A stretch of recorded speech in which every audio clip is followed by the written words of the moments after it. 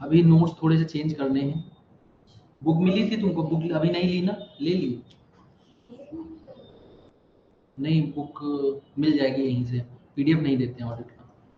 हाँ, कल हम लोगों ने पढ़ा था कि कोई भी कंपनी जब बनती है तो उसका पहला ऑडिटर, फर्स्ट ऑडिटर जो अपॉइंट होता था, कल बेसिक भी बताया था। जिसने कल वाली क्लास छोड़ी है वो देख ले जाके, बेसिक को नहीं बता पाएंगे, रिवीजन करवाए दे रहे हैं जो प्रोविजंस हैं। जो कोई भी कंपनी रजिस्टर्ड हुई है एमसीए में, उसके 30 डेज के अंदर उसको जो है अपना ऑडिटर अपॉइंट करना पड़ता है इन case of non government company under section 139 sub section 6।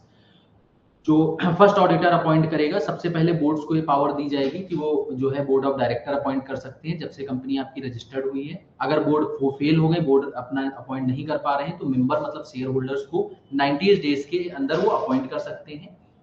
जब का ये 90 डेज कब से काउंट होंगे? जब से जो है बोर्ड जो है इन्फॉर्म करेगा मेंबर्स को अपने फेलियर का। ठीक है, फर्स्ट ऑडिटर जो होगा वो होल्ड करेगा office till the conclusion of first AGM. जो फर्स्ट एजीएम होती है, कल बताया था एजीएम वगैरह के बारे में, ईजीएम भी बताया था, एक्स्ट्राऑर्डिनरी जनरल मीटिंग या इमरजेंसी जनरल मीटिंग।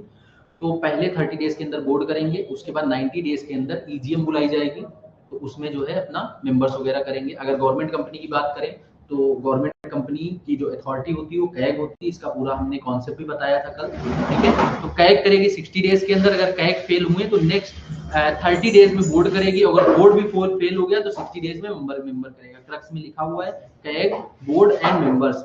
जहां जहां पे पूरे ऑडिट में बोर्ड ऑफ डायरेक्टर्स लिखा है वहां वहां 30 डेज ही होता है। ठीक है, पूरे ऑडिट में याद रखना। ठीक है, उसके बाद अपॉइंटमेंट ऑफ सब्सिक्वेंट ऑडिटर। अब हमने पहले ऑडिटर की बात कर ली। जो पहला ऑडिटर होता है हो सकता है जल्दबाजी में अपॉइंट किया गया हो, उतना अप्रोप्रिएट टाइम ना मिला हो, इसीलिए जो पहले ऑडिटर का टेन्योर होता है वो फर्स्ट एजीएम तक का ही होता है। उसके बाद हमको फिर से या तो वही ऑडिटर आगे के लिए अपॉइंट कर लेंगे या तो हम किसी दूसरे ऑडिटर को रेक्टिफाई कर सकते हैं। सब्सिक्वेंट ऑडिटर मतलब secondary auditor. Subsequent auditor shall be appointed at first AGM and hold the office till the conclusion of 6 AGM। मतलब 5 साल का ऑडिटर का टेन्योर होता है। तो पहली एजीएम पहले हुई है तो 5 इयर्स के बाद आपकी 6वीं एजीएम होगी, तो 6 एजीएम तक उसका टेन्योर होगा। पूरा यहाँ पे बताया था हमने ग्राफ बना के कर। Till the conclusion of every 6 AGM, मतलब हर 6 एजीएम पे ऑडिटर रीअपॉइंट होगा।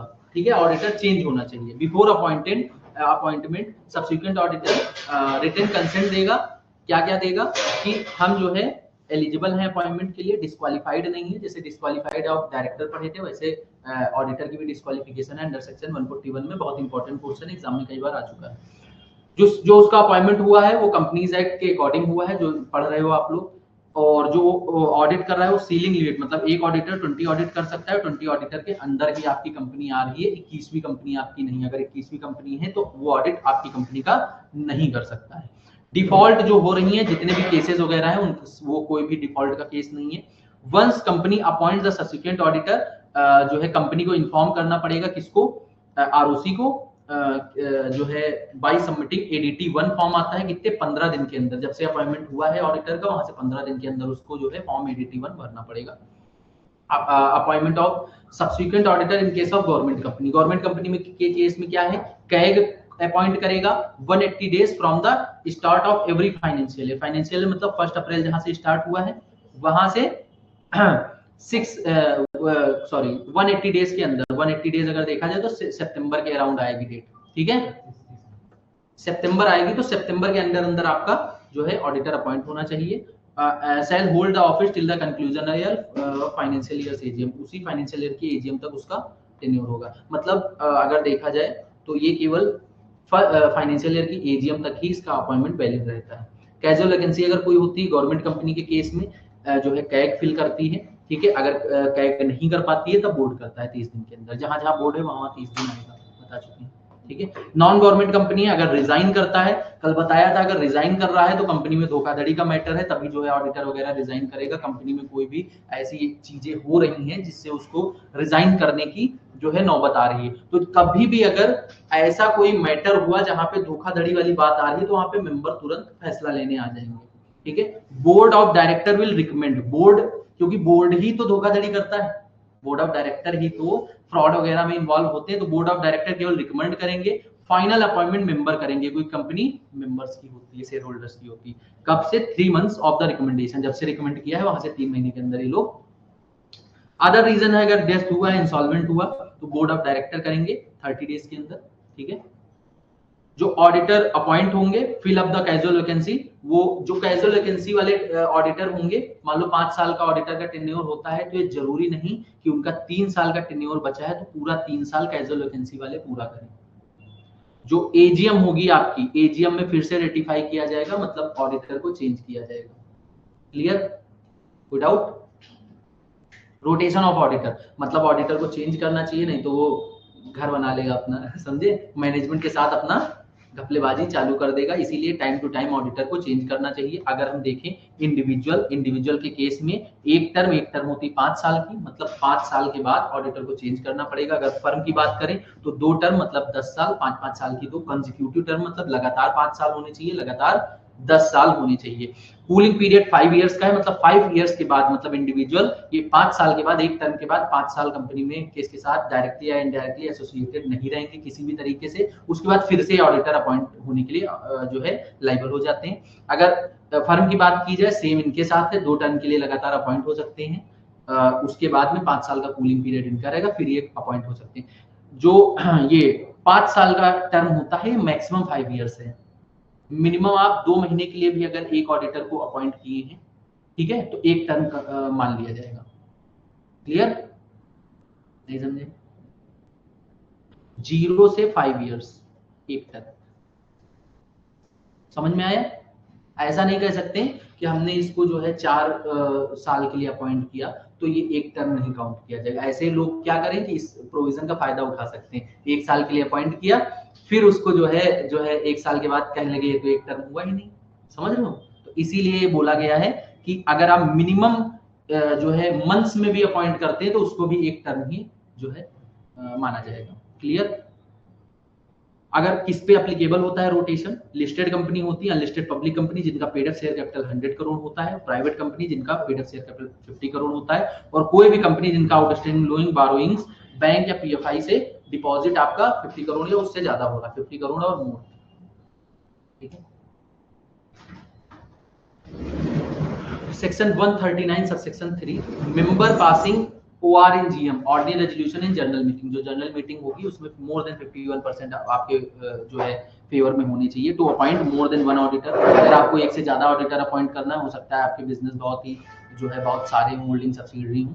To make provision related to rotation of auditor subject to the provision of this act, मतलब जो ऊपर आपने पढ़े ही सेक्शन 139 सेक्शन 2, कोई भी प्रोविजन बनाएंगे लेकिन ऐसे प्रोविजन नहीं बना सकते जो इनके बीच में कोई मतलब कॉन्ट्राडिक्ट कर रहे हो। समझ रहे हैं?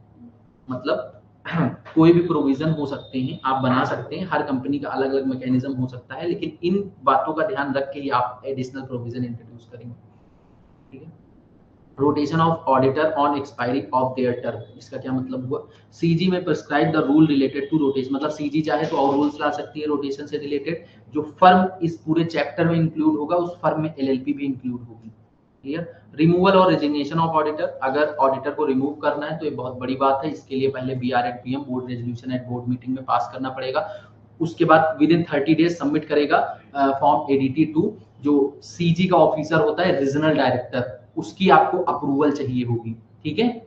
उसकी अप्रूवल के बिना आप जो है ऑडिटर को जो है रिमूव नहीं कर सकते। और जब उसकी अप्रूवल मिल गई 60 डेज के अंदर आपको एसआर इन जीएम, मतलब जनरल मीटिंग में जितने भी लोग हैं वो मोर देन 75% आपके फेवर में होने चाहिए। उसके बाद आप ऑडिटर को अपॉइंट कर सकते हो, उसको सुनवाई को पूरा मौका देंगे। रेजिग्नेशन ऑफ ऑडिटर, अगर ऑडिटर अपॉइंट कर रहा है, auditor can resign but shall inform reason of resignation, मतलब क्यों जो है रिजाइन कर रहा है, क्योंकि ऑडिटर रिजाइन कर रहा है तो कोई बड़ी बात होगी, तो वो बात वो जो है एमसीए को बताए, आरओसी को बताए और कंपनी को बताए फॉर्म एडीटी 3 में। इन केस ऑफ गवर्नमेंट कंपनी वो जो रीजन है वो कैग को भी बताना पड़ेगा। ठीक है? अगर ये सब फेल करते हो तो पेनल्टी लोअर ऑफ 50,000 रुपीज और ऑडिट फीस जो भी इनमें से लोअर होगा। कंटिन्यू फेलियर है अगर तो 500 rupees per day, max up to 2 lakhs। Disqualification है, क्वालिफिकेशन में क्या है सबसे पहले कि एक अगर डिस्क्वालिफिकेशन आता है तो एक सबसे पहली चीज की क्वालिफिकेशन भी लिखना है, मतलब पूरा सेक्शन 141 एक्सप्लेन करना है। ठीक है, क्योंकि एक आधा नंबर कट सकता है इसकी वजह से, ठीक है।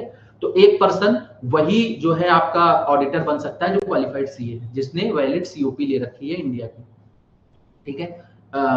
अगर हम बात करें इस चैप्टर में पूरे, तो सीए के प्रोस्पेक्टिव से पूरा ऑडिट बना है, केवल जहां पे कॉस्ट ऑडिट हो, सेक्रेटरियल ऑडिट है, वहां पे सीए में और सीए का नाम आता है, बाकी पूरा जो ऑडिट है वो सीए के प्रोस्पेक्टिव से आया बना है। प्रोवाइडेड दैट फर्म जो है ऑडिट कर सकती है, लेकिन उसके जो मेजोरिटी ऑफ मेंबर्स हैं, ठीक है, वो सीए होने चाहिए, और केवल वही लोग जो है साइन कर सकते हैं, एक्ट कर सकते हैं एज अ ऑडिटर, जो कि उस ऑर्गेनाइजेशन में सीए हो। मतलब वहां पे सीए में भी हो, सीएस भी हो, एडवोकेट भी हो सकते हैं पार्टनर, वो लोग अगर हैं तो वो लोग साइन नहीं कर सकते, एक्ट नहीं कर सकते एज अ ऑडिटर फर्म में, ठीक है। अगर पार्टनरशिप में केवल सीए ही ऑडिटर के लिए वो कर सकता है। ये देखो यहाँ पे लिखा हुआ है, पढ़ लेना, पढ़ चुके ही हो, कल रिवीजन करा रहे हैं। डिस्क्वालिफिकेशन क्या है, मोस्ट इंपॉर्टेंट है ये। बॉडी कॉर्पोरेट कोई भी कंपनी ऑडिटर नहीं बन सकती एक्सेप्ट एलएलपी, क्योंकि एलएलपी को फर्म में इंक्लूड किया गया है, ठीक है। Officer of the company, officer या एम्प्लॉय ऑफ द कंपनी नहीं बन सकता है। अब इसका लॉजिक हम नहीं बता रहे हैं यहाँ पे, क्योंकि लॉजिक कल बता चुके हैं सब। पर्सन जो कि पार्टनर है या एम्प्लॉयमेंट या ऑफिसर है कंपनी का, वो नहीं बन सकता है। पर्सन डिस्क्वालिफाइड या तो वो या उसका रिलेटिव या उसका पार्टनर होल्ड करता है कंपनी में कितने के share, hold share in the company और इज होल्डिंग सब्सिडरी या फिर fellow subsidiary, provided that relative, मतलब कोई भी शेयर नहीं होल्ड कर सकते, कौन, या तो वो खुद, या तो उसके रिलेटिव, या तो उसका पार्टनर, लेकिन 1 लाख तक के शेयर फेस वैल्यू पे होल्ड कर सकते हैं। अगर 1 लाख से ज्यादा कर रहे हैं तो करेक्टिव एक्शन लिया जाएगा 60 दिन के अंदर, मतलब कि उनके शेयर वगैरह बिकवाए जाएंगे, तो फिर ऑडिटर नहीं कर सकता, मतलब ऑडिटर ऑडिट नहीं कर सकता है। अगर इंडेप्टेड लिया गया है 5 लाख से ज्यादा, company holding subsidy associate fellow subsidy के साथ, गारंटी अगर दी गई holding subsidy associate fellow subsidy की जिसकी वैल्यू 1 लाख से ज्यादा, किसी थर्ड पार्टी की आप गारंटी ले रहे हैं। एक पर्सन या फर्म, दोनों की बात हो रही है, डिस्क्वालिफाइड है अगर उसका जो है डायरेक्ट या इनडायरेक्ट रिलेशनशिप है company holding subsidy associate fellow subsidy के साथ, ठीक है। एक पर्सन डिस्क्वालिफाइड है अगर उसका रिलेटिव आइदर डायरेक्टर है या केएमपी है कंपनी में, मतलब डायरेक्टर है, केएमपी है, तो इन्फ्लुएंस करेगा ना कंपनी को। अब पर्सन डिस्क्वालिफाइड अगर वो 20 से ज्यादा ऑडिट करेगा, 20 से ज्यादा ऑडिट में इनको नहीं इंक्लूड करेंगे, OPC, government company, small company and private company जिनका paid up share capital 100 crore या उससे ज्यादा है। पर्सन इज डिस्क्वालिफाइड अगर उसको फ्रॉड के चक्कर में 10 साल की जेल हुई। अब पर्सन इज डिस्क्वालिफाइड अगर उसने जो है 144 की सर्विसेज दी है कंपनी को, होल्डिंग को, सब्सिडी को। ध्यान रखना यहाँ पे कंपनी होल्डिंग सब्सिडी आया है, एसोसिएट फेलो सब्सिडी नहीं आया है, क्लियर। जैसे ऊपर देखोगे यहाँ पे एसोसिएट और फेलो सब्सिडी भी सब में आया है, लेकिन ये इकलौता यहाँ पे है डिस्क्वालिफिकेशन में जिसमें कंपनी होल्डिंग सब्सिडी आता है। इन बातों का भी ध्यान रखना है एग्जाम में, अगर पूरे नंबर चाहिए, नहीं तो फिर कैसे भी लिख दो, ठीक है। ये इकलौता मतलब ऐसा क्वेश्चन है जो कि छोटा सा है लेकिन 7 नंबर में, इसमें आंसर भी इतना ही लिखना है, इसके अलावा पॉइंट्स ही नहीं है, क्योंकि जो लॉ है सेक्शन वाइज जो बातें कर रही है, जैसे सेक्शन 144, तो इसमें अपने मन से तो कुछ लिख नहीं सकते हो, लिखोगे उतना ही जो लॉ बोलेगा। तो प्रोहिबिटेड सर्विसेज है, मतलब एक ऑडिटर कंपनी में कौन कौन सी सर्विसेज नहीं दे सकता है। उसके अकाउंटिंग या बुक कीपिंग वाले सिस्टम नहीं मेंटेन कर सकता है, क्योंकि वही काम करेगा, वही चेक करेगा, ये तो नहीं हो सकता है अपना ही काम चेक करेगा। इंटरनल ऑडिट मतलब इंटरनल ऑडिट वही उसके काम धंधे सही करवा रहा है, फिर वही चेक करेगा कि इंटरनल ऑडिट यही करता है। Design and implementation of any financial information system, actuarial services दे रहा है, इन्वेस्टमेंट एडवाइजरी सर्विसेज दे रहा है, रेंडरिंग आउटसोर्स फाइनेंशियल सर्विसेज दे रहा है, या मैनेजमेंट वाली सर्विसेज दे रहा है, या और कोई सर्विसेज जो लॉ के द्वारा प्रिस्क्राइब की गई है।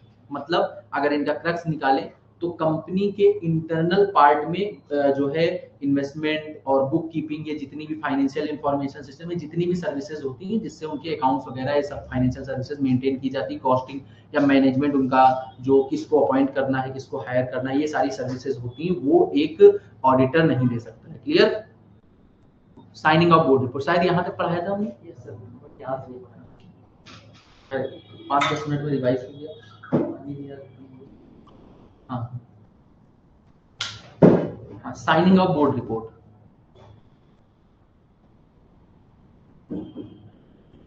Section 145 auditor shall sign the audit report according to the section 141 subsection 2। इसका क्या मतलब है कि वही ऑडिटर केवल साइन कर सकते हैं जो कि सीए हैं, ठीक है। और अगर फर्म है तो केवल वही जो है लोग जो है एक्ट कर सकते हैं और साइन कर सकते हैं जो कि उस फर्म में सीए है। क्लियर? यही तो लिखा था सेक्शन 141 सब सेक्शन 2 में, याद आया? क्वालिफिकेशन सेक्शन 2 में डिस्क्वालिफिकेशन, 2 में नहीं 3 में डिस्क्वालिफिकेशन था, ये देखो 2 में लिखी हुई वही चीज समझ में आ गया? वही हमने बताई। If audit report contains any qualification, qualification का मतलब होता है बैड दिमाग, बैड दिमाग, बैड दिमाग मतलब कि कहा जाता है कि ये चीजें कंपनी में नहीं होनी चाहिए और इन चीजों को लेके आपकी कंपनी क्वालिफाई कर रही है। ठीक है, तो क्वालिफिकेशन का मतलब एक कंपनी में एक एज अ ऑडिटर जो बात करता है वो बैड दिमाग करता है कि ये चीजों से आपकी कंपनी क्वालिफाई कर रही है। On observation or comment of the auditor of the financial transaction of the company shall be read before member in journal meeting। जो भी ऑब्जर्वेशन आते हैं, ऑब्जर्वेशन का मतलब होता है गलतियां निकाली जाती हैं कि आपके वाउचर्स हैं, वाउचर्स के साथ सपोर्टिंग डॉक्यूमेंट्स नहीं है। जब ऑडिट वगैरह करते हैं तो एक पेपर प्लेन पेपर पे हम लोग लिख लेते हैं। उसके बाद जब ऑडिट रिपोर्ट बनाते हैं तो ऑडिट रिपोर्ट में ऑब्जर्वेशन डालते हैं। ठीक है, ये थ्योरिकल बात है। प्रैक्टिकल बात है वो सारी ऑब्जर्वेशन निकल जाती है। आज इंडिया में बहुत ही कम जो है ऑडिट रिपोर्ट ऐसी बनती है जिसमें ऑब्जर्वेशन हो, काफी सारी। होता क्या है प्रैक्टिकली, सब पैसा देके सेटलमेंट हो जाता है। ठीक है, जैसे एक इंस्टीट्यूट था गिरी यहाँ विकास नगर में, उसका ऑडिट हमने किया था अभी 1 महीने पहले। ठीक है, बहुत ही गलतियां हर महीने में, मतलब किसी का अगर पेमेंट होना है तो सेंक्शन लेना पड़ता है गवर्नमेंट अथॉरिटी, गवर्नमेंट में अगर पेमेंट करना है, मतलब गवर्नमेंट इंस्टीट्यूट है तो सेंक्शन लेटर लेना पड़ता है, वो सेंक्शन भी नहीं थे वगैरह वगैरह, काफी लाखों का घोटाला था। तो डाला हमने, उसके बाद जब रिपोर्ट सबमिट की सब खत्म। जब ऑडिट रिपोर्ट निकली, समझे, तो वो सब सेटलमेंट हो जाता है। ये प्रैक्टिकल बात बता रहे हैं, थ्योरिकल में डाला जाता है। ठीक है, हम जो इस समय मार्केट में चल रहा है उसकी बात कर रहे हैं। Kept open for inspection by only member, जो मेंबर हैं वो इंस्पेक्शन के लिए रख सकते हैं, मेंबर्स के लिए, कि मेंबर चाहें तो ऑडिट रिपोर्ट देख सकते हैं। कोई कंपनी मेंबर्स की होती है, उनको पता होना चाहिए कि कंपनी में क्या क्या चल रहा है। क्लियर?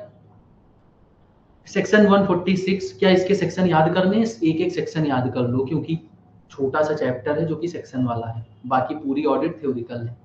समझ रहे हो? तो इसके सेक्शन सारे याद कर लो, इसमें फुल नंबर आने चाहिए। Auditor has right to attend general meeting of the company either by himself, या तो खुद से करना चाहिए या तो उसका एथोराइज्ड रिप्रेजेंटेटिव होना चाहिए, लेकिन जो रिप्रेजेंटेटिव हो वो भी सीईओ हो। ठीक है, उसके बाद भी वो भी एलिजिबल हो, क्वालिफाइड हो टू बिकम एन ऑडिटर, मतलब सीए, क्योंकि एलिजिबल ऑडिटर कौन बन सकता है? ठीक है, shall have right to be heard in general meeting matter related to audit, मतलब जो भी ऑडिट से रिलेटेड मैटर है वो सुन सकता है।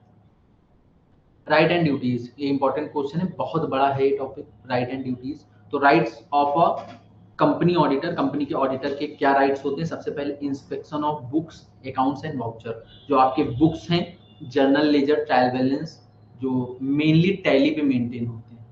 ठीक है, आजकल ऐसा नहीं है कि जर्नल लेजर ऐसे कॉपी पे आपके चेक कर रहे हैं, टैली पे पूरा जर्नल लेजर ये सब चीजें मेंटेन होती। हम लोग जब चेक करते थे तो अगर सिस्टम आपको बताएं प्रैक्टिकली, तो ये टैली खुली हुई है सामने। ठीक है, एक हम लोगों को रजिस्टर दे देते थे वाउचर्स के। वाउचर में 3 चीजें होती हैं, पहला वाउचर होता है, दूसरा जो है सेंक्शन लेटर होता है, तीसरा जो है रिसिप्ट होती है, इनवाइस, जो पेमेंट हुआ है। ठीक है, वो पेमेंट वगैरह सब चेक करना पड़ता है। तो एक एक पेमेंट या फिर बहुत सारे पेमेंट किसी मंथ में हुए हैं तो कोई 20-50 ऐसे करके चेक कर सकते हो। रैंडम बेसिस पे ऑडिटिंग होती है, क्योंकि अगर मान लो किसी ऑर्गेनाइजेशन में एक महीने में 1 लाख ट्रांजेक्शन हुए तो एक ऑडिटर चेक नहीं कर सकता है, तो वो रैंडम बेसिस पे चेक करते हैं। जैसे हमने मार्च मंथ का रैंडम बेसिस पे चेक करना चालू किया, उसमें गलतियां बहुत निकली, मतलब हर दूसरे में जो है सपोर्टिंग डॉक्यूमेंट नहीं लगे। फिर हमने पूरा मार्च का चेक किया। ठीक है, हमने फरवरी का चेक किया, फरवरी में हमको 1 ही 2 गलतियां निकली तो हमने रैंडम बेसिस पे चेक कर लिया। ऐसे ऑडिट होता है। क्लियर? इंस्पेक्ट करते हैं बुक्स, अकाउंट्स एंड वाउचर्स, पढ़ लो इसको एक बार। अब इसके अंदर जो सेक्शन दे रखे हैं ये नहीं याद करना, क्योंकि ऐसे एक एक हेडिंग का सेक्शन नहीं याद करना। ठीक है,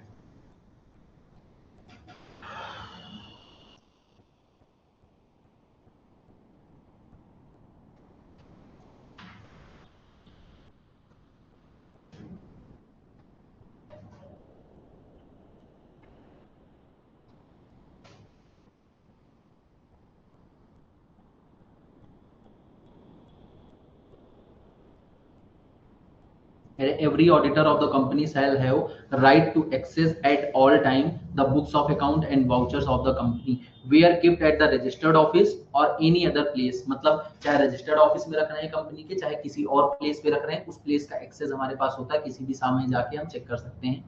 इन एडिशन ऑडिट, किसी भी समय का मतलब है बिजनेस आवर्स में, ऐसा नहीं रात में 2 बजे जाके चेक कर रहे हैं, मतलब कॉमन सेंस है। In addition, auditor of a holding company shall also have right to access the record of the subsidiaries and associate company। मतलब जो होल्डिंग कंपनी है उसका ऑडिटर है तो उसके पास राइट है कि सब्सिडी और एसोसिएट के भी अकाउंट्स वगैरह चेक कर सकता है, या उनकी ऑडिट, अगर ऑडिट हो चुका है तो उनकी ऑडिट रिपोर्ट मंगा सकता है। ठीक है।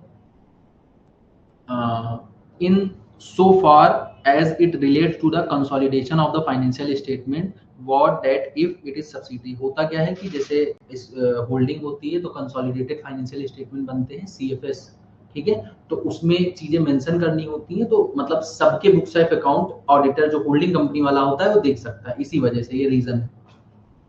ऑब्टेन इंफॉर्मेशन एंड एक्सप्लेनेशन, वो अकाउंट्स चेक करेगा, अकाउंट्स बनाया किसने है, कंपनी के जो मैनेजमेंट है उन्होंने बनाया है या बनवाया है, तो जिन्होंने भी बनाया है मैनेजमेंट या बनवाया है जो कंपनी का अकाउंटेंट है, उससे हम एक्सप्लेनेशन ले सकते हैं। जैसे ऑडिटर वगैरह कंपनी में आते हैं तो वहां पे कोई भी वो जो वाउचर्स हैं या चीजें हैं उनसे रिलेटेड वेरिफिकेशन, मतलब चीजें पूछ सकते हैं, एक्सप्लेनेशन। जैसे जो बताया हमने कि चेक कर किए थे मार्च में, उसमें काफी सारी इंट्रियां मिसिंग थी, तो सामने जो वहां के अकाउंटेंट थे उनको सामने बैठा के 2-3 घंटे पूछताछ हुई थी, समझ रहे हो, पूरा इंस्पेक्शन होता है, उनको एप्रोप्रिएट आंसर देने पड़ते हैं, नहीं दिया तो हम ऑब्जर्वेशन में डालेंगे, और बहुत ज्यादा ऑब्जर्वेशन हुई तो प्रॉब्लम होगी उनको।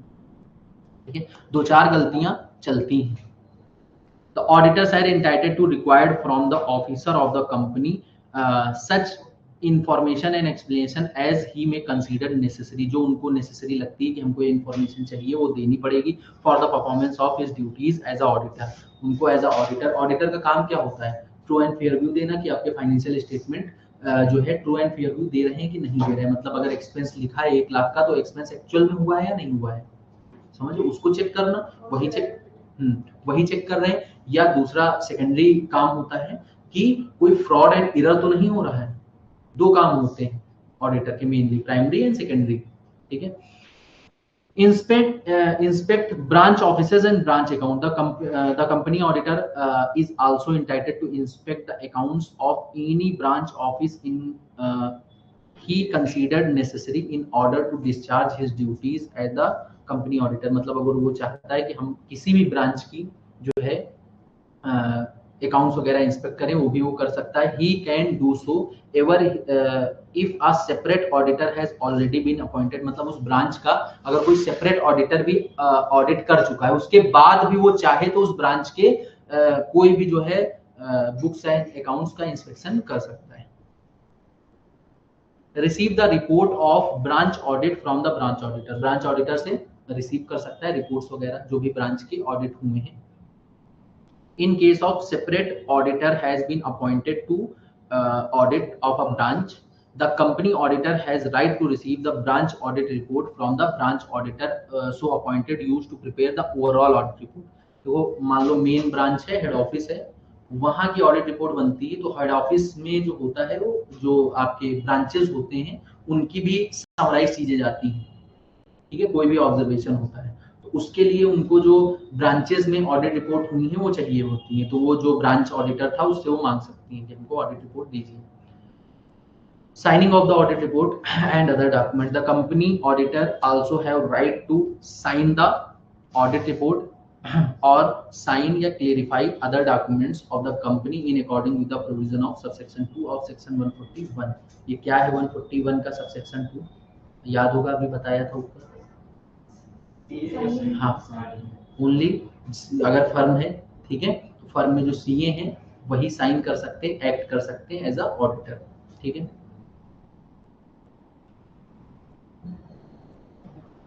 अब अदर डॉक्यूमेंट का मतलब जानते हो, ऑडिट रिपोर्ट तो साइन कर सकते हैं, अदर डॉक्यूमेंट में क्या बोर्ड रिपोर्ट वगैरह भी आती है, उसमें भी सीए के साइन जाते हैं, समझ लो कि मतलब मैनेजमेंट के भी साइन होते हैं, वो सीए की मतलब वेरीफाई किया है सीए ने, ऐसे करके साइन होता है जो बोर्ड रिपोर्ट वगैरह। Have audit report red at the AGM, क्या ऑडिट रिपोर्ट जो है एजीएम में रीड की जाती है? पढ़ो इसको।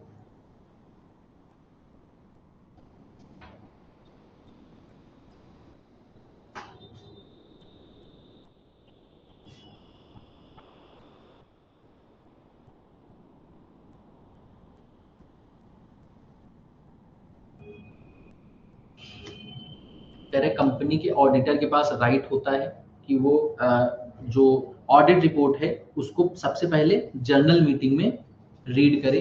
मतलब जो शेयर होल्डर है उनको कंपनी की इनसाइट्स के बारे में पता होना चाहिए कि कंपनी में चल क्या रहा है, कंपनी में क्या फ्रॉड हो रहा है। ठीक है, स्पेशली जब क्वालिफिकेशन हो रही है, क्वालिफिकेशन में मतलब कोई बैड रिमार्क अगर हो रहा है, ऑब्जर्वेशन बहुत सारी डाली जा रही है, और कमेंट्स ऑन द ऑब्जर्वेशन और comments on the financial statement. जैसे ऑब्जर्वेशन में ये भी आता है कि डिप्रिसिएशन सही नहीं चार्ज किया गया। ठीक है, आईटीसी वगैरह लेना होता है, अभी आईडीटी वगैरह नहीं पढ़ चुके हो सब लोग? नहीं पढ़े हो, ठीक है। हाँ, सब लोग पढ़ चुके हो मोस्टली। तो आईटीसी जो डिप्रिसिएशन वाला आईटीसी में पॉइंट बताया था, ठीक है, उसके अकॉर्डिंग अगर काम नहीं हुआ, वो सारी चीजें ऑब्जर्वेशन में डाली जाती हैं, क्योंकि उसका इम्पैक्ट ओवरऑल आपकी बैलेंस शीट पे दिखता है। अगर एक मशीनरी आपने ऑर्गेनाइजेशन में लगाई है, उस पर डिप्रिसिएशन आईटीसी दोनों चीज ले ली, तो आपकी गड़बड़ हो जाएगी चीज। ठीक है, and same shall be open for inspection by any member of the company. मतलब कोई भी उसको, ऊपर में ये पॉइंट पढ़ाया था कि उसको ओपन कर दिया जाता है, कोई भी मेंबर उसको इंस्पेक्ट कर सकता है during business hours. Receive notice and attend general meeting. पढ़ो इसको।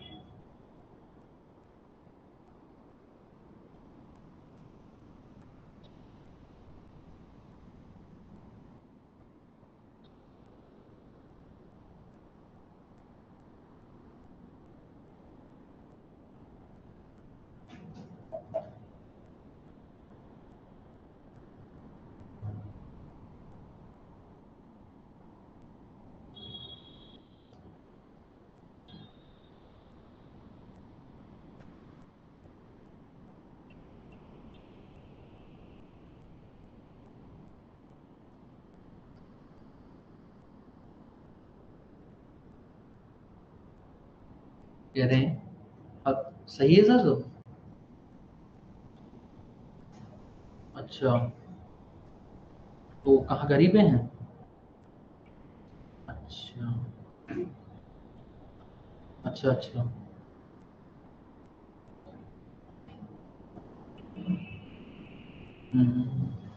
चलिए ठीक है, हम क्लास ओवर करके आते हैं फिर। ठीक ठीक ठीक ठीक ठीक ठीक ठीक ठीक ठीक। हम्म, ठीक ठीक ठीक ठीक ठीक ठीक। Reviews receive notices and attend meeting. जितने नेसेसरी नोटिसेस हैं, the company auditor is entitled to receive all notices and other communication related to an general meeting. कोई भी जर्नल मीटिंग हो रही है उसके से रिलेटेड जितने भी कम्युनिकेशन है, जितने भी नोटिसेस हैं, उसको मिलने चाहिए। मतलब कंपनी में कब क्या हो रहा है वो चीजें उसको पता होनी चाहिए। And attend such meeting आइडर bye himself, या फिर अपने कोई एथोराइज्ड रिप्रेजेंटेटिव जो कि सीए हो जाना चाहिए, ऊपर बात की, who has also qualified to be an auditor. The auditor shall also have right to hear at such meeting on any part of the business which concern him as a auditor. इसका क्या मतलब हुआ? Life line का मतलब बताओ ये।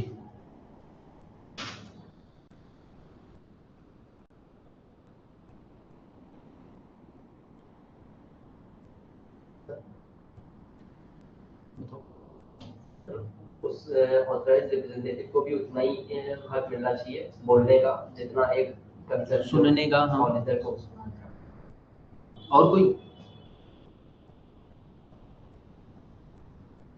अगर जो ऑडिटर है उसको कोई कंसर्न या कोई प्रॉब्लम लग रही है, कुछ ऐसा लग रहा है कि जो इफेक्ट करेगा फाइनेंशियल स्टेटमेंट्स को, ऐसे कुछ प्रॉब्लम लगती है, तो वो उसको राइट है कि वो बोल सके मीटिंग में और उस पे कंसर्न चीज पे। ठीक है, कह रहे ऑडिटर के पास राइट रहता है, मतलब अगर रिप्रेजेंटेटिव को भेजा है तब भी उसके पास राइट रहता है ऑडिटर के पास, कि अगर वो मीटिंग में नहीं गया है तो मीटिंग की बातें सुन के उस पर एक्शन ले सकता है बाद में भी। Attend the journal meeting of audit committee. Audit committee जानते हो, अभी पढ़ा है, काफी बच्चों ने नहीं पढ़ा होगा, इंटर में था ना, ग्रुप 1 में ऑडिट कमेटी सेक्शन 170 ये सब था। ये सब था। अच्छा हाँ, डायरेक्टर में ना। हाँ। पढ़ चुके हो सब, भूल गए थे।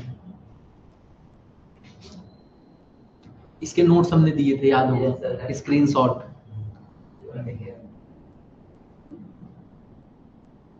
Attend the meeting of the audit committee, the auditor of a company shall have right to attend. इनकी मेनली हेडिंग याद करनी है, ये बात याद रखो। अंदर का कंटेंट 2-3-4 बार पढ़ लो, उसको अपने अकॉर्डिंग लिखना है। हल्का सा मोल्ड कर सकते हो, जरूरी नहीं सेम लिखो, ठीक है। ऑडिट में ये चीजें हैं, बस हेडिंग जहां जहां सेक्शंस है वहां पे हेडिंग पूरी याद रखो, और कोशिश करना कि अगर ऑडिट में 7 नंबर की चीजें हैं और पूरा कंटेंट 2.5 पेज का जा रहा है तो 2 पेज का लिखो मिनिमम, क्योंकि ऑडिट में कंटेंट थोड़ा ज्यादा लिखना पड़ता है। क्यों? क्योंकि यहाँ पे जो लॉ है वो कम है। मतलब जो अभी तो सेक्शन वाली बातें कर रहे हो, 15 पेज 10-15 पेज पढ़ोगे सेक्शन, उसके बाद सेक्शन सारे खत्म हो जाएंगे।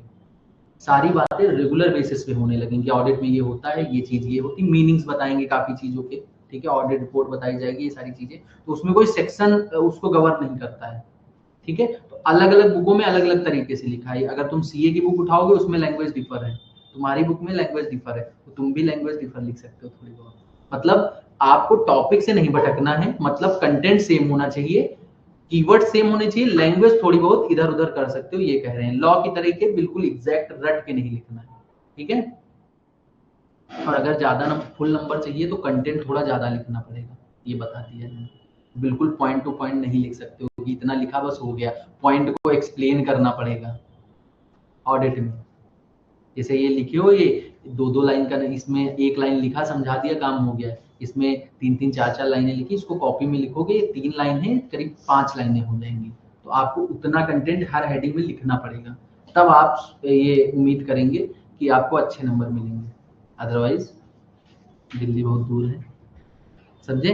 Attend the meeting of the audit committee, the auditor of the company shall right to attend the meeting of the audit committee and to be heard in the meeting when committee considered the audit report but shall not right to vote। क्या बोला गया है कि meeting को attend करने का right है, लेकिन उस मीटिंग में वोट करने का राइट नहीं, क्योंकि ऑडिटर बाहरी पर्सन होता है, कंपनी का कोई इंटरनल पर्सन नहीं होता है। तो कंपनी के जो मेजर डिसीजंस होते हैं ऑडिट कमिटी या शेयर होल्डर जनरल मीटिंग वगैरह होती है, उसमें वो वोट वगैरह नहीं कर सकता है, क्योंकि वो बाहरी पर्सन है। राइट टू बी, इसका क्या मतलब हुआ, पढ़ो।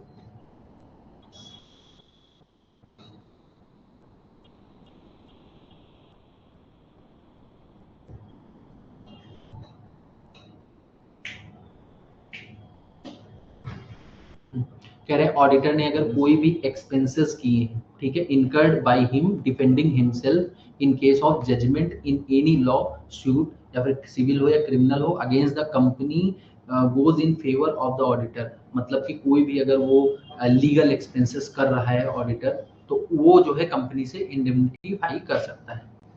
अगर हम बात करें 6 ड्यूटीज ऑफ ऑडिटर, इंक्वायर। अब ये जो क्वेश्चन आएगा वो आएगा इंक्वायरी करके, राइट टू इंक्वायरी, ऑडिटर के राइट्स क्या हैं इन कंटेक्स्ट ऑफ इंक्वायरी, ऐसे करके क्वेश्चन आएगा। तो अगर नॉर्मल राइट्स आएंगे वो लिखोगे, और अगर ये राइट्स आएंगे इंक्वायरी वाले तो ये लिखोगे। If company has give loan advance without adequate security और term loan prejudicial to company's interest, कोई भी लोन दिया गया है, एडवांस दिया गया है, जिसके लिए एडुकेट सिक्योरिटी नहीं रखी गई। जैसे कि लोन दिया जाता है, मान लो 10 करोड़ का लोन दिया गया है, तो ये माना जाता है कंपनी उसके लिए, बैंक उसके लिए करीब 15 करोड़ की सिक्योरिटी रखे, क्योंकि मार्केट वैल्यू में डिफरेंसेस आते रहते हैं over the period of time. तो ऑलमोस्ट 1.5x जो है सिक्योरिटी रखी जाती है बैंक जो लेते हैं, ठीक है। तो जो एडिक्वेट सिक्योरिटी है वो होनी चाहिए, मतलब 1.5x तक होनी चाहिए। ऐसा नहीं है कि 10 करोड़ का लोन ले रहे हो 5 करोड़ की सिक्योरिटी रखी है। अगर ये होता है, रिलेटिव को लोन दे रहे हो, अभी आप लोग फाइनल में पढ़ोगे सेक्शन 185 186 लोन टू डायरेक्टर, समझे, उसमें ये सारी बातें लिखी हुई हैं। कोई भी ऐसा लोन जो प्री जुडिशियल कर रहा है कंपनी के इंटरेस्ट, कंपनी को नुकसान दे रहा है, book entries if passed by company which are prejudicial to company's interest. कोई भी इंट्रीज, जर्नल इंट्रीज वगैरह ऐसी पास की जा रही हैं जो कंपनी के लिए सही नहीं है, प्री जुडिशियल कर रही हैं। Company sold it's investment below the purchase price. खरीदा 10 रुपए का है, बेच रहे हैं 8 रुपए का। तो अपनी जो इन्वेस्टमेंट है उसको आप, क्योंकि कंपनी में जो ये सेल परचेज करेगा ये कौन करता है, बोर्ड ऑफ डायरेक्टर वगैरह मेजर डिसीजन लेते हैं, लेकिन कंपनी उनकी नहीं है। वो पाए तो पूरी कंपनी बेच दें, कंपनी शेयर होल्डर्स की है, समझ रहे हो। तो वो लोग जो है अपने अकॉर्डिंग चीजें नहीं बेच खरीद सकते हैं। जैसे जो है एक सत्यम केस का एग्जांपल हमने दिया था, संजय बताया था तुम लोगों को, याद है? नहीं बताया? नहीं बताया, तुम तो पुरानी देखा है, उसमें बताया होगा। ठीक है, एक सत्यम कंप्यूटर्स था, ठीक है, बहुत पुराना केस है, ठीक है। सत्यम कंप्यूटर्स था, तो सत्यम कंप्यूटर्स में जो है फैब्रिकेशन ऑफ अकाउंट्स हो रहे थे, मतलब झूठे प्रॉफिट दिखाई जा रहे थे। कौन दिखा रहा था? Board of director. Board of director करीब सेवरल सीएस थे, कुछ एक सीए नहीं था, काफी सारे सीएस थे, और करोड़ों की कंपनी थी। वो लोग जो है मिल के कंपनी में जो है झूठे प्रॉफिट दिखा रहे थे। कंपनी में जो है प्रॉफिट थे नहीं। अगर कंपनी का जो है प्रॉफिट कम होता तो लोग शेयर बेच बेच के निकलने लगते, जो शेयर होल्डर है वो कम होने लगते, शेयर होल्डर उनको बढ़ाने थे, ठीक है। तो इसलिए वो झूठे प्रॉफिट दिखाते रहे। तो इसमें मैनेजमेंट की फॉल्ट थी। एक टाइम क्या हुआ कि मैनेजमेंट ही अपने शेयर्स बेच बेच के निकलने लगे, जो बोर्ड ऑफ डायरेक्टर्स थे, बीओडीज, एक दो बेच के निकले तो शक हुआ काफी लोगों को, उन्होंने इन्वेस्टिगेशन कराई, तब ये फ्रॉड पता चला। काफी टाइम तक कोर्ट में केस चला, ठीक है, लेकिन बहुत ज्यादा इसका वो नहीं हो पाया, मतलब कोई सोल्यूशन नहीं निकल पाया। बाद में कंपनी वाइंड अप हुई और इसको महिंद्रा कंपनी ने एक्वायर किया था और इसका नाम सत्यम महिंद्रा हो गया था। काफी टाइम तक ये कंपनी चली, सत्यम महिंद्रा, ठीक है। गूगल पे सर्च करना, पूरा केस लॉ आएगा इसका, ठीक है। तो अगर अपनी इन्वेस्टमेंट, हम ये समझाना चाह रहे हैं कि कंपनी जो है वो शेयर होल्डर की होती है, ठीक है। मैनेजमेंट अगर पाए तो कंपनी को बेच खाए, ठीक है। तो कंपनी क्या करेगी, जो है बोर्ड ऑफ डायरेक्टर्स क्या है, वो तो चाहेंगे ही कि हम कंपनी के जो इन्वेस्टमेंट है अपने रिलेटिव को बेच दें। जैसे मान लो कंपनी में कोई एसेट्स पड़ी हुई है, कोई कार पड़ी हुई है, कंपनी में एसेट्स हुई, और उस एसेट्स को वो अपने किसी रिलेटिव को कम प्राइस में बेचे दे रहे हैं। मान लो 10 लाख की कार खरीद के लाए थे, 1 साल यूज किया, 5 लाख की बेचे दे रहे हैं अपने रिलेटिव को, ठीक है। तो प्रॉफिट ही हो रहा है कार कंपनी की, बेच आप अपने रिलेटिव को दे रहे हैं, तो इनडायरेक्टली गेन आप ही को हो रहा है, ठीक है। तो ऐसा काम कोई आप नहीं कर सकते, अपनी इन्वेस्टमेंट को बिलो परचेज प्राइस नहीं। परचेज प्राइस का मतलब वो 10 लाख की कार, मान लो डिप्रिसिएशन भी 10-20% लग रहा है, तब भी वैल्यू से ज्यादा ही जा रहा है। Loan given company soon as deposit, आपने लोन दिया है और दिखा डिपॉजिट रहे, ये काम नहीं कर सकते हैं। Director personal expenses charge to PL, personal expenses आप पीएल में कैसे चार्ज कर सकते हैं? कंपनी के एक्सपेंसेस चार्ज कर सकते हैं, पर्सनल एक्सपेंसेस आप पीएल में चार्ज नहीं कर सकते। If share issued for cash, अगर शेयर कैश में इशूड किए गए हैं, whether such cash is actually received और not, proper details relating to issue of share mentioned और नॉट। अगर शेयर जो है कैश में, अब तो होता नहीं है वैसे, कैश में नहीं इशू होते, ठीक है। पहले क्या होता था, शेयर जाके आप कैश वगैरह में भी ले सकते थे। तो कैश में जो ले रहे हैं शेयर, उनकी प्रॉपर डिटेल होनी चाहिए आपके पास, कंपनी के पास, ठीक है। पूरा लेखा जोखा होना चाहिए कि कितने शेयर बिके हैं, कितने रुपए के बिके हैं। जैसे 10,000 शेयर, 1 रुपए वाले, 10 रुपए वाले। यहाँ पे क्या लिखा हुआ, इसको पढ़ो। As per research committee of ICI, auditor needs to report only those matter of section 143 subsection 1 on which matter auditor have adverse and negative remark to make। मतलब जिस पे उनको शक हो रहा है, एडवर्स रिमार्क या नेगेटिव मार्क जो है वो कर सकते हैं, वही मैटर उनको क्या करने की जरूरत है। आगे अदर पावर्स, ये थोड़ा सा इंपॉर्टेंट है। अदर पावर्स ये हम पढ़ा चुके हैं। Right to attend general meeting 146 145 जो साइन करने वाला होता है वो भी पढ़ा चुके हैं। ये पढ़ना है राइट टू लीव, मतलब जो चीजें ऊपर हम पढ़ा चुके हैं उनको खाली हेडिंग में डाला है कि ऊपर से आप पढ़ सकते हैं, बार बार एक्सप्लेन करेंगे, बुक के पेजेस बढ़ेंगे। ये नहीं पढ़ाया तो इसको देखो, नीचे एक्सप्लेन किया हुआ है, ठीक है। इस हिसाब से नोट्स डिजाइन किए गए हैं। अगर जो है ऑडिटर ने अपना काम किया है और ऑडिट फीस आपने नहीं पे की है, ठीक है, तो ऑडिटर आपके बुक्स ऑफ अकाउंट अपने पास रोक के रख सकता है। कब तक रोक के रख सकता है? जब तक जो है पूरी ऑडिट की फीस आप पे न कर दें। एक बार फीस पे हो गई तो आप इन रेगुलर मीन्स के लिए ऐसे ही आप जो है बुक्स ऑफ अकाउंट्स को रोक के नहीं रख सकते। ठीक है, एक कंडीशन भी है इसमें कि ऑडिटर तभी पैसे मांग सकता है जब वो अपना काम कंप्लीट कर दे। क्लियर? पढ़ो इसको, यही लिखा हुआ है।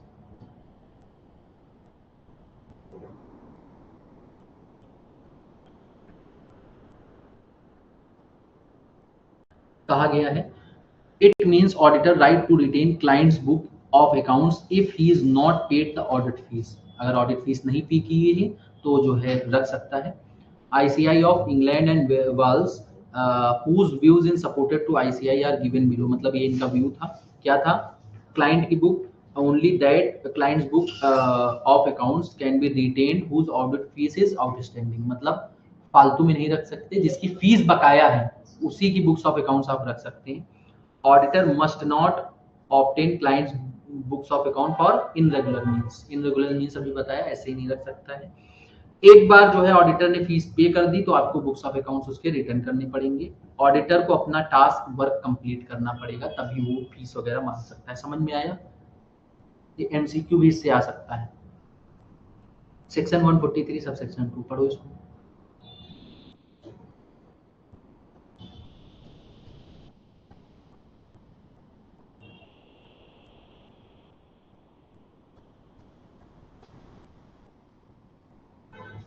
कह रहे हैं it is duty of auditor to comment that according to the information and explanation received by him and the best of his knowledge and belief whether the company's financial statements showing true and fair or not। देखो एक CA होता है वो कभी नहीं फंसता है, auditor कभी नहीं फंसता है। होता क्या है कि कभी भी अगर उसने कुछ गलत स्टेटमेंट भी दे दिया तो स्टेटमेंट मैनेजमेंट ने गलत दिया, हम क्या करें? हम तो उसकी केवल ट्रू एंड फेयरनेस देख रहे हैं कि वो सही है कि नहीं है। बाकी मैनेजमेंट जिस हिसाब से इंफॉर्मेशन देगी ऑडिट उसी हिसाब से कंडक्ट होगा। ठीक है, तो वो केवल जो फाइनेंशियल स्टेटमेंट है उसका ट्रू एंड फेयर व्यू दे सकता है। अगर कोई जो है उसमें प्रॉब्लम आ रही है तो मैनेजमेंट की फॉल्ट होती है। लिखा हुआ है जो भी इंफॉर्मेशन एंड एक्सप्लेनेशन रिसीव हुआ है उसी के हिसाब से हमने अपनी बेस्ट नॉलेज में जो हमने पढ़ाई की है उसके हिसाब से हमने ऑडिट किया। क्लियर? और ये बताते हैं कि ट्रू एंड फेयर व्यू दे रहा है या नहीं दे रहा है। अगला क्या है? Section 143 subsection 3 duty of auditor to report on following things. दिसंबर 17 में आया हुआ है। इसमें मोस्टली स्कैनर हमने कवर किए हैं। स्कैनर पढ़ने का अलग से बिल्कुल जरूरत नहीं है, फिर भी पढ़ना चाहो पढ़ सकते हो, कोई दिक्कत नहीं। अभी थोड़ा सा इस बुक में अमेंडमेंट करना है, मतलब एक सेक्शन है कॉस्ट ऑडिट, वो डिटेल में डालना है। इसमें थोड़ा सा समराइज वे में हमने डाला था, वो पढ़ा रहेगा लेकिन डिटेल में भी डालेंगे। ठीक है, तो अभी प्रिंट के लिए नहीं दे रहे हैं। ठीक है, 1-2 दिन में दे देंगे। नोट्स बना लें थोड़ा सा बस। तो जो लोग ले चुके हैं वो अपना लिख लेना, 1-1.5 पेज का होगा। हमने अमित सर से मना किया था, तुम पिछले आइटम में ले चुके हो, अभी लिए? अच्छा, अमित सर ने ऑनलाइन भी भेज दिया 2-4 बच्चों को। हाँ, whether all information and explanation which according to his knowledge were required for the prepare of the audit has been sought and obtained him audited or not, if not detail thereof। क्या मतलब है इसका? कोई बताएगा? anyone no one?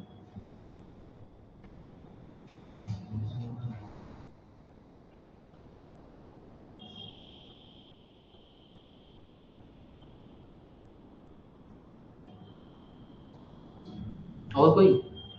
बार बार एक ही लड़के छोड़ो ना पूछने।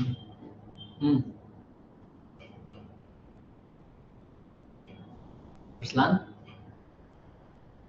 तुम तो बता सकते हो।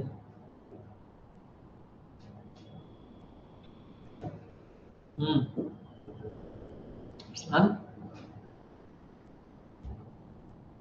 और कोई? नयान? जो नेसेसरी इंफॉर्मेशन और एक्सप्लेनेशन की जरूरत है ऑडिट करने के लिए, क्या उसने उसकी पूरी तरीके से रिक्वायरमेंट दी थी और उसको पता किया है कि नहीं किया है ऑडिट?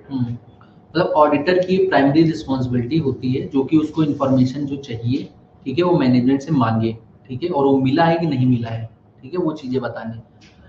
उसके बाद अगला पॉइंट क्या है, whether the books of account are required by the law have been properly made by the company और नॉट। जैसे फैक्ट्रीज एक्ट के प्रोविजन फॉलो करने हैं जो ग्रुप 1 में पढ़े थे, कंपनीज एक्ट पूरा फॉलो करना है, जो फॉर्म कंपनीज एक्ट में दिए होते हैं, DIR 12, जब डायरेक्टर चेंज हुआ, ADT 1 अभी पढ़े, ये सारे फॉर्म फाइल हुए हैं कि नहीं हुए हैं, ठीक है। तो MGT 7 बताया था फाइनेंशियल स्टेटमेंट का, वो फाइल हुआ। जो AOC 4 MGT 7 ये रेगुलरली फाइल होते हैं हर साल, समझ लो। Whether books of accounts are required by the law, मतलब जो भी बुक्स ऑफ अकाउंट लॉ के द्वारा बताई गई थी, जर्नल लेजर, ट्रायल बैलेंस, कहीं कहीं पे आपको जो है कंसोलिडेटेड फाइनेंशियल स्टेटमेंट या फिर जो है रेशियोज वगैरह ये भी प्रिपेयर करने को मैंडेटरी होते हैं, या फिर XBRL वगैरह मैंडेटरी होता है। जो भी लॉ के द्वारा रिक्वायर्ड है वो आप लोग बना रहे हैं या नहीं बना रहे हैं, समझ में आया। Whether PL and balance sheet are in agreement with books of account or not, इसका क्या मतलब?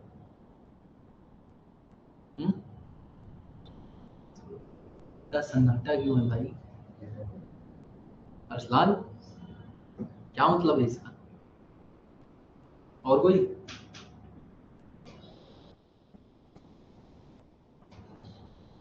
अच्छा, books of account and PL and balance sheet में डिफरेंस, अकाउंट्स पढ़ते हो ये मत कहना ये नहीं पता है, एंड दिस करो है, डिफरेंस है अच्छा कुछ, हाँ या ना जवाब दो, है क्या डिफरेंस है? थोड़ी चीजें आती हैं, छोटी चीज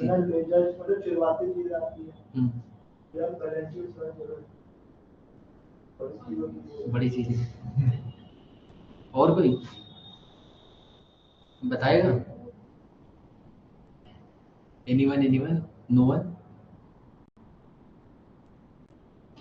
बुक्स ऑफ अकाउंट्स के अंदर जैसे जनरल लेजर, ट्रायल बैलेंस आता है, और पीएल और बैलेंस शीट फाइनल अकाउंट्स के अंदर आते हैं, वो बुक्स ऑफ अकाउंट्स के अंदर है। बुक्स ऑफ अकाउंट में जर्नल लेजर, ट्रायल बैलेंस, ये सारी चीजें आती हैं, और जो PL बैलेंस शीट होती है फाइनल प्रोडक्ट होता है इनका, फाइनल प्रोडक्ट इन्हीं का होता है, इन्हीं का ये समझ लो रफ वर्क होती है या फेयर वर्क होता है, ये समझ के चलो, ठीक है।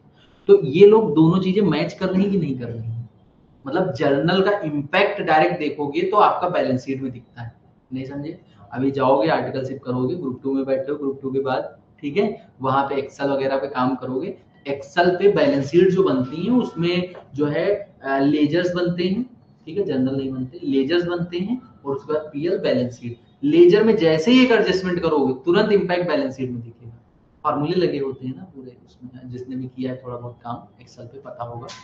तो जैसे ही एक अगर एडजस्टमेंट आपने किया, पूरी आपकी बैलेंस शीट। तो ये कहा गया है कि ये जो एग्रीमेंट है, मतलब ये जो मैच है वो मैच कर रहे हैं कि नहीं, मतलब बुक्स ऑफ अकाउंट आपके PL बैलेंस शीट से मैच कर रहे हैं कि नहीं। पता चले जर्नल में परचेज की एंट्री पास की गई 100 रुपए से, बैलेंस शीट में परचेज 100 रुपए की दिख ही नहीं रही है, ये बैलेंस शीट कह रहे हैं PL में, ट्रेडिंग PNL में आपकी बैलेंस शीट 100 रुपए की दिख ही नहीं रही। तो ये आपके दोनों का एग्रीमेंट, मतलब दोनों का मैच होना चाहिए, ठीक है। Weather financial statement comply accounting standard और नॉट, जो भी ईयर्स है अकाउंटिंग स्टैंडर्ड है वो सारे आपके फाइनेंशियल स्टेटमेंट में फॉलो हो रहे हैं कि नहीं हो रहे हैं। और यहाँ पे इंड AS भी होगा, अब जो भी इंड AS है वो फॉलो हो रहे हैं कि नहीं हो रहे, AS एंड इंड AS दोनों लिखना था, क्योंकि इंड AS वगैरह ग्रुप 1 ग्रुप 2 में थोड़े बहुत है न्यू सिलेबस में, ठीक है ना? तुम लोग यार सही बता रहे हैं, AS एंड इंड AS दोनों हैं थोड़े थोड़े, ठीक है। तो वो तुम लोग मतलब पढ़े भी हो, तो वो कंप्लाई हो रहे हैं कि नहीं हो रहे हैं, ठीक है। जैसे तुम्हारा इनकम टैक्स का भी इंड AS है, ठीक है, वो सारी चीजें कंप्लाई कर रहे हो कि नहीं कर रहे हो। हर इंड AS हर जगह नहीं लगता, जो इंड AS जिस कंपनी में लग रहा है, जिस तरह की कंपनी है, जो भी जो है टर्नओवर वगैरह स्पेसिफाई किया गया है उसमें वो क्रॉस कर रहा है, तब वो लग रहा है, वो आपका फॉलो हो रहा है कि नहीं हो रहा है, जो इंड AS है या AS है। Auditor's observation or comment on those financial transactions which have any adverse effect on functioning of the company। कह रहे हैं ऑडिटर का ऑब्जर्वेशन या कमेंट होना चाहिए आपके फाइनेंशियल ट्रांजैक्शन में, अगर कोई एडवर्स इफेक्ट हो रहा है फंक्शनिंग कंपनी में, मतलब कंपनी का फंक्शन वगैरह अगर एडवर्स हो रहा है, वो जो है ऑब्जर्वेशन डालनी चाहिए उसको कि ये काम के कारण इफेक्ट हो रहा है कंपनी के फंक्शनिंग पे, क्या अगला पॉइंट क्या है, whether branch audit report has been received for those branches whose audit was conducted under section 143 subsection 8 by the person other than company's auditor. Branch का ऑडिटर अलग होता है, ठीक है। तो जो ब्रांच ऑडिटर ने ऑडिट किया है उसकी ऑडिट रिपोर्ट को चेक किया गया है, जो मेन हेड ऑफिस वाला ऑडिटर था चेक किया गया है या नहीं किया गया है, रिसीव किया गया है ऑडिट रिपोर्ट या नहीं किया गया। क्या लिखा है, whether branch audit report has been received, जो दूसरी ब्रांच थी ये हेड ऑफिस है, ये हमारी ब्रांच है, ब्रांच छोटी होती है, तो यहाँ का जो ऑडिटर है यहाँ से ऑडिट रिपोर्ट हमें रिसीव हुई है कि नहीं हुई है। ऑडिटर्स कमेंट और ऑब्जर्वेशन और any adverse regarding maintenance of accounts bye the company, मतलब जो अकाउंट्स वगैरह मेंटेन किए हैं उसमें कोई एडवर्स रिमार्क है तो वो बताना चाहिए। एनी अदर मैटर एज में बी प्रिस्क्राइब, और भी कोई मैटर लॉ भी प्रिस्क्राइब कर सकता है। ये मत सोचना इसमें कोई भी कुछ आता नहीं है, फाइनल के जो सेक्शन है उसमें इसके भी 3 पार्ट होते हैं, समझे। एज में भी प्रिस्क्राइब आज तक तुमको कहीं कुछ दिखा नहीं होगा, फाइनल में दिखेगा। हाँ तो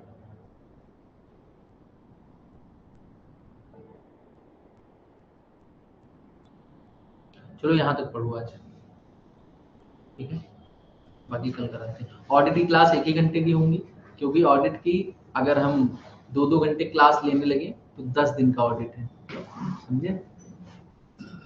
इतनी जल्दी